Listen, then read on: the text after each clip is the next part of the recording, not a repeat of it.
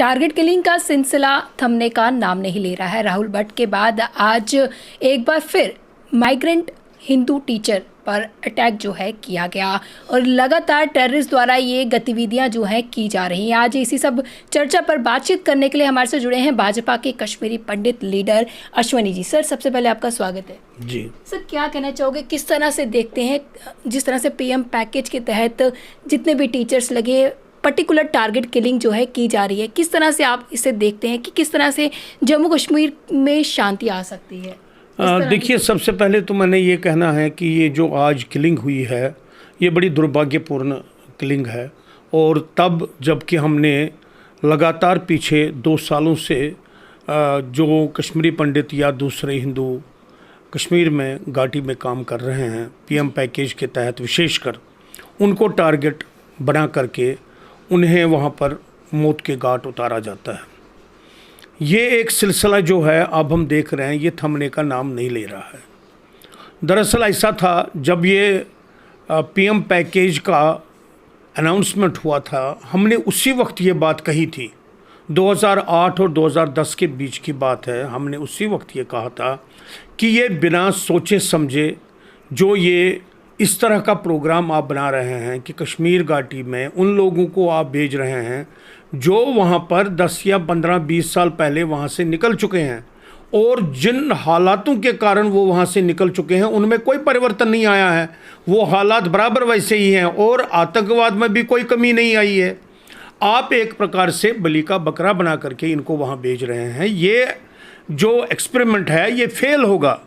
लेकिन उस वक्त जो कांग्रेस और नेशनल कॉन्फ्रेंस की सरकार थी, उन्होंने हमारी बात की और जो हम बात कर रहे थे उस पर ध्यान नहीं दिया। और दूसरे भी कुछ लोग थे जो ये चाहते थे, क्योंकि वो डेस्परेट थे, डिस्ट्रेस में थे, पढ़े लिखे लोग बेकार थे, तो उस वक्त उन्होंने ये ऑप्ट किया और वो कश्मीर चले गए। और लगातार तब से आज तक हम देख रहे हैं दर्जनों लोग जो हैं वो वहाँ पर अभी तक मारे जा चुके हैं और कोई थमने का नाम नहीं है। अभी तो वहाँ पर राहुल भट्ट के बाद में जो सिचुएशन बनी उस पर वहाँ पर आपने भी देखा होगा, आपने इस पर न्यूज़ भी बनाई होगी कि वहाँ पर प्रोटेस्ट भी चल रहे हैं और लगातार अभी तक चल रहे हैं। और उसके बावजूद एक उनमें से ही वो अपने ऑफिस गई कुलगाम डिस्ट्रिक्ट में और वहाँ पर स्कूल के अंदर ही उन्हें मारा गया। ये एक बड़ा ही भयावह और अजीब व गरीब सिचुएशन सिक्योरिटी सिनारियो को लेकर क्या कहना चाहोगे कि टेररिस्ट में इतनी हिम्मत कहाँ से आती है, इतनी सिक्योरिटी है, किस तरह से स्कूल में जाकर इस तरह की हरकत वो कर सकते हैं? देखिए, हमारा ये मानना है, मैंने पहले भी कहा है, जब पिछली बार वो सरपंचों पर हमले हुए थे, मैंने उस वक्त भी कहा है। और आपने देखा होगा जो वो बांडीपुरा में एक बार आपने देखा होगा वो 3 लोगों को एक साथ मारा था, भाजपा कार्यकर्ताओं को, और आईजी के ऑफिस के सामने, और उनके सिक्योरिटी एसपीओज भी उनके पास थे। लेकिन जब उन पर हमला हुआ उस वक्त एसपीओ नहीं थे। मेरा ये मानना है कि ये जो इस तरह की घटनाएं हो रही हैं, लगातार जो हो रही हैं, इसमें मिली भगत जो है वो ऐसे लोगों की ज़रूर है जो इन कर्मचारियों के साथ काम करने वाले वहाँ पर हैं। कि हमने देखा उनके वर्क प्लेसेस पर उनको मारा जा रहा है, और उस समय मारा जा रहा है जब वो वहाँ पर होते हैं, और तब मारा जा रहा है जबकि उनका नाम पूछा जाता है उनके पास में आकर के। अब कैसे ये पता है कि कौन क्या है? आपको क्या लगता है पूरी प्लानिंग जो है इसमें की जा रही है? पूरी ये रेकी की जाती है पहले, फिर इंफॉर्मेशन मिलती है। उस इंफॉर्मेशन के आधार पर कहीं पर तो हमने देखा कि कर्मचारियों जो वहाँ पर काम कर रहे होते हैं उन्हीं के हाथों में असला भी अंदर आ जाता है, और फिर टेररिस्ट अंदर आ जाते हैं, खाली हाथ आ जाते हैं, फिर अंदर से वो असला जो अंदर गया होता है उसी का इस्तेमाल हो जाता है। तो ये एक बड़ी एक दुर्भाग्यपूर्ण अवस्था है सिक्योरिटी सिनारियो को लेकर के। लेकिन यहाँ पर मेरा एक ये भी मानना है, जैसे कि डीजीपी साहब ने भी कहा, डीजीपी साहब ने कुछ दिन पहले राहुल भट्ट के जब उनकी किलिंग हुई थी उस पर उन्होंने कहा था कि every individual can not be given security at every level everywhere and every time. ये बात सही उन्होंने कही, ये बात गलत नहीं है।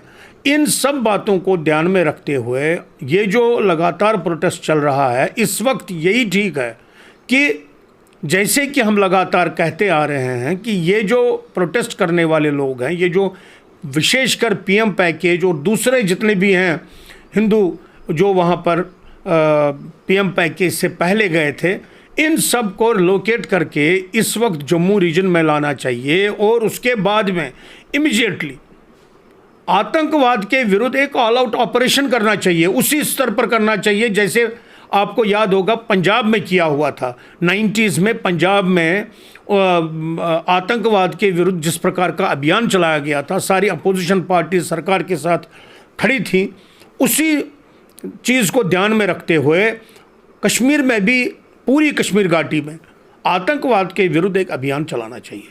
तो क्या लगता है ये जिस तरह से किलिंग हो रही है, आपने जिस तरह से कहा ये कदम उठाया जाना चाहिए, क्या आपको लगता नहीं है कि ये कदम पहले उठाया जाना चाहिए और अभी तक भी देरी की जा रही है? अगर इसी तरह से देरी करते रहे तो क्या पता आने वाले समय में इस तरह से टारगेट किलिंग जो है वो और ज़्यादा बढ़ सकती है। देखिए, सच्चाई ये है, जो मैं ये बात कह रहा हूँ कि ऐसा होना चाहिए, ये तो 90s में होना चाहिए था। अब चूंकि उस वक्त नहीं हुआ, फिर उसके बाद में एक समय आया जब आपको याद होगा यहाँ डोडा ज़िले में, उधमपुर में, राजौरी में, रामबन में, किश्तवाड़ में बहुत सारी हत्याएं हुई थी और मास मैसेकर्स हुए थे। एक एक ही दिन 22-22, 30-30 लोगों को मारा गया था, वो भी हमें याद है। लेकिन उसके बाद में जिस तरह का एक अभियान चलाना चाहिए था, चूँकि ये एक पॉलिटिकल डिसीजन होता है इस तरह की बात करने, जो मैं ये कह रहा हूँ, और पॉलिटिकल डिसीजन में पॉलिटिकल विल होती है। पहले की सरकारों में ये पॉलिटिकल विल नहीं थी। अब जैसे इस समय की सरकार है, इसमें एक पॉलिटिकल विल है, जो उन्होंने कॉन्स्टिट्यूशन में कई बदलाव ला करके या एनवायरनमेंट को लेकर के, सिक्योरिटी एनवायरनमेंट को लेकर के या डेवलपमेंट को लेकर के बहुत अच्छे काम किए, क्योंकि पॉलिटिकल विल थी। लेकिन आतंकवाद को समाप्त करने के लिए जिस प्रकार की पॉलिटिकल विल चाहिए, उसमें ये ज़रूरी बनता है कि जो पीएम पैकेज एम्प्लॉयज़ वहाँ पर हैं उनको पहले बाहर निकाल दो, उनको आप उस स्थान पर लाओ जहाँ पर वो सेफ़ हों, यानी कश्मीर के बाहर ले आओ, कश्मीर घाटी के बाहर ले आओ। और उसके बाद में एक अभियान जो है, जो मैंने पहले भी कहा, जैसे आपने भी कहा, पहले शुरू होना चाहिए था। अगर अब भी शुरू नहीं हुआ तो हम ये देखेंगे कि ये सिचुएशन और गर्म होती जाएगी और बद से बदतर होती जाएगी अगर हम अभी भी नहीं संभले। इसलिए मैं सरकार से निवेदन करूंगा, पर्टिकुलरली केंद्र सरकार से निवेदन करूंगा कि ये जो कश्मीर की स्थिति है, इसको जैसे लेना चाहिए, जिस गंभीरता से इसको लेना चाहिए कि आतंकवाद का समूल विनाश कश्मीर में हो, उसी प्रकार से इसे लें और सारे समाज और सारी पॉलिटिकल पार्टीज़ को अपने साथ में कॉन्फ्रेंस में ले लें इस इशू को लेकर के। और फिलहाल इमीडिएटली जो प्रोटेस्ट कर रहे हैं, वहाँ पर हमारे कर्मचारी हैं, पीएम पैकेज के अंडर जो काम कर रहे हैं, उनको इमीडिएटली आप जम्मू रीजन में रिलोकेट करें। तो साफ तौर से बात क्लियर है कि जिस तरह की टारगेट किलिंग जो है लगातार हो रही है और आज इस तरह से एक टीचर को, जो माइग्रेंट टीचर थे, उन्हें हमने खो दिया है, और इस तरह की टारगेट किलिंग को रोकने के लिए केंद्र सरकार को कदम जो है अब सख्त उठाना पड़ेगा, क्योंकि अगर अभी भी सख्त कदम नहीं उठाए गए तो आने वाले समय में इस तरह की किलिंग्स जो है वो होती रहेंगी और जिसकी जिम्मेदार जो है सरकार होगी। तो सरकार को चाहिए सख्त कदम उठाए ताकि इस किलिंग को जो है रोका जा सके। अगली अपडेट लेकर फिर मैं हाजिर होंगी, तब तक के लिए आप देखते रहिए यंग बाइट्स। फिर जर्नलिस्ट राजीव गुप्ता के साथ मैं पूजा ठाकुर, यंग बाइट्स, जम्मू।